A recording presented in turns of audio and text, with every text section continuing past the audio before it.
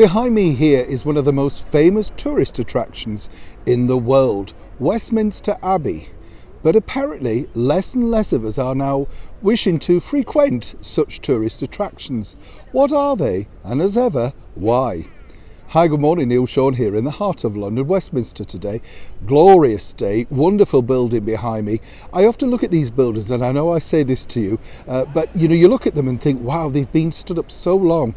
Imagine all the people that have walked past here, historical figures, big events that we know have taken place in our lifetime, but what about not in our lifetimes? The place absolutely oozes with history. That's what I like. And there are so many places, not just here in London, but across the United Kingdom, Ireland, Wales, Scotland. There are so many wonderful places to go and visit, and not just here, obviously in the United Kingdom, around the world. That's what I love about history. Every certain city, place, everywhere really has some historical fact. And these places need to be cherished. But are the people that are running that really now scaring people off? And here's the reason why. It appears this brand new survey that's come out and said that less and less of us are going to certain places, including historical sites like Stonehenge. Don't know if you've ever been there, bit of a disappointment, bunch of stones, but that could just be me.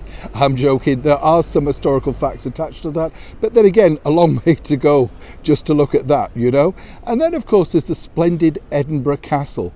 Been there, every time I've gone there, I have to say, it's been, shall we say, not very good weather. I'd love to go when it's weather like this, so you could really see it in all of its splendid glory.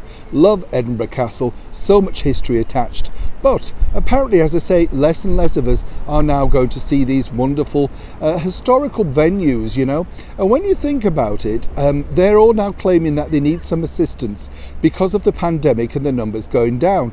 That truly makes sense. But there is a bigger issue in my mind to the reasons why so many of us are finding it incredibly difficult just to pop along and see these places. And here's my thoughts. The problems, I believe, is simply admission prices. I know a lot of these places have certain areas that you can go in for free, but when you look at how much money it now costs to go into a tourist attraction, it makes you think again.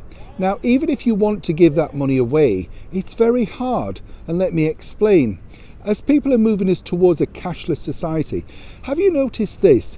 You have to go online, book it yourself, print off your ticket, present that ticket at the door, and woe betide if you forget it, because there's no pleasantries when you get there. And then on top of that, even if you want to spend money inside places like this, you have to get a credit card out. Now, if you're like me, a bit of a dinosaur, and like to go to a smiling box office and obviously give over your hard-earned cash and see something that resembles a ticket in its place, and more importantly, maybe just want to do it ad hoc, why does everything need to be booked in advance through the internet? You're losing people's jobs, the people that would sit in the admission boxes or box offices in theatres, that sort of stuff. And that really has a big effect, because once you get people used to not going into there, then there's a whole generation that thinks, oh, I can't be bothered, I'm not going online, it's too difficult. Truly, I believe this is what's happened. Now, when you come to Westminster Abbey, this is something of a rarity because it does have the admission prices based outside. But how many places now do you have to go online to find out how much it's going to cost you to go into that particular tourist site? Now, a colleague of mine recently told me this, and I'd love to know if this is true. They sent their children to a pantomime at the theatre, a major theatre. And then when it came to the interval, apparently they couldn't buy them an ice cream or get their friends an ice cream with cash. Everything had to be credit card. So consequently, these children had to go without ice creams because that's what their parents had given them, cash. Understand now how basically they're making it incredibly difficult for themselves because they're literally turning away cash.